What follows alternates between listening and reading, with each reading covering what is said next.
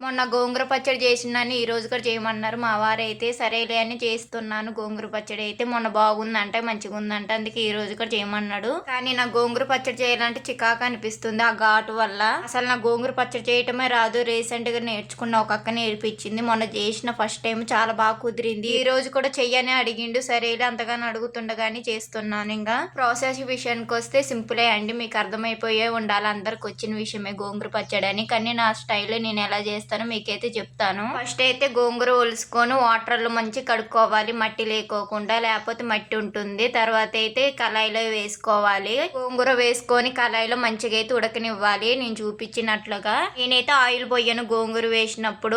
నార్మల్‌గా అయితే ఉడికించుకుంటాను. తర్వాత ఎండుమిర్చి వేసేటప్పుడే ఆయిల్ పోసుకుంటాను. తర్వాత ఆయిల్ పోసుకొని ఎండుమిర్చి కూడా వేపుకోవాలి మంచిగా. అంతలోకే గోంగూర అయితే చల్లారేసరికి నేనైతే తాలింపు పెట్టుకున్న గోంగూర పచ్చడి కోసం. తాలింపు కూడా సింపుల్ ఏం లేదు. కరివేపాకు, తాలింపు గింజలు అలాంటివి వేసుకోవటమే. నార్మల్‌గా తాలింపు పప్పులు ఎలా వేసుకుంటామో అలాగే వేసుకోవటం తాలింపు అయితే. ఇంక నేనైతే చల్లారినాక అయితే ఫస్ట్ అయితే ఎండుమిర్చి అయితే మిక్సీ పట్టి ఎండుమిర్చిలో అయితే ఉప్పు వేసుకున్నా. మాకైతే సరిపోయినంత మీక్కడ అట్లాగే వేసుకోండి. తర్వాతకైతే మిక్సీ పట్టినాక దాంట్లో గోంగూర వేసినాను. నాకైతే కారం పొడి అంటే ఇష్టం. కారం పొడి అయితే లైట్‌గా కొద్దిగా అయితే పక్కకు తీసుకున్నాను. అయితే గోంగూర కడ వేసి ఉల్లిపాయలు కూడా వేసి మిక్సీ అయితే పట్టినాను. తాలింపు చేసిన దాంట్లో అయితే గోంగూర పచ్చడి అయితే వేసినాను. టేస్ట్ విషయానికి వస్తే చాలా బాగుంది. మీరు కూడా ట్రై చేయండి.